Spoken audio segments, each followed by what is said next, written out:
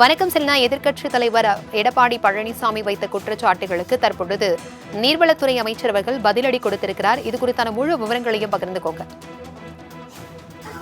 திருவண்ணாமலை மாவட்டம் சாத்தூர் அணையிலிருந்து முன்னறிவிப்பு இன்றி திடீரென வினாடிக்கு 1.68 லட்சம் கன அடி தண்ணீரை வெளியேற்றியதால் 4 மாவட்ட மக்கள் பாதிக்கப்பட்டிருக்கிறார் என்று உண்மைக்கு மாறான தகவல் என்பது பரப்பப்பட்டு வருவதாகவும், பெஞ்சல் புயலின் நீர்பிடிப்பு பகுதியில் பெரும் மழை வெள்ளத்தால் குறிப்பாக சாத்தூர் அணையிலிருந்து நீர்வரத்து தொடர்ந்து அதிகரித்ததன் அணையின் முழு கொள்ளளவான 119 அடியை நெருங்கியது என்றும், தண்ணீர் வரத்தை முன்கூட்டியே கணித்து அணையின் பாதிப்பு கருதி அணைக்கு வந்த தண்ணீர் தென்பெண்ணை ஆற்றில் வெளியேற்றப்பட்டது என்று குறிப்பிடப்பட்டிருக்கிறது. குறிப்பாக சாத்தூர் அணையின் நிலை குறித்து 5 வெள்ள அபாய எச்சரிக்கைகளை விடுக்கப்பட்டு அரசின் துரித முன்னெச்சரிக்கை நடவடிக்கையால் பெரும் உயிர் சேதம் தவிர்க்கப்பட்டதாகவும், சிலர் மனசாட்சியின்றி திறந்துவிடப்பட்ட பிறகும் பொய் பரப்புகளை பரப்பி வருவதாகவும் குறிப்பிட்டிருக்கிறார்.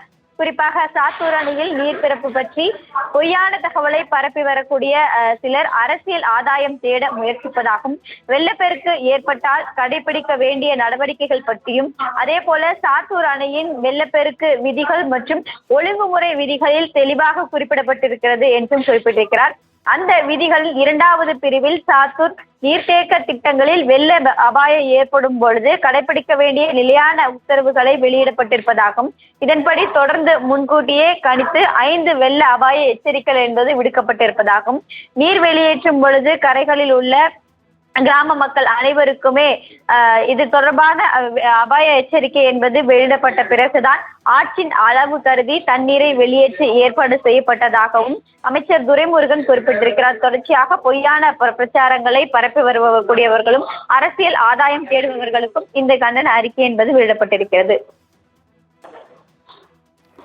தகவல்களுக்கு நன்றி செலினா.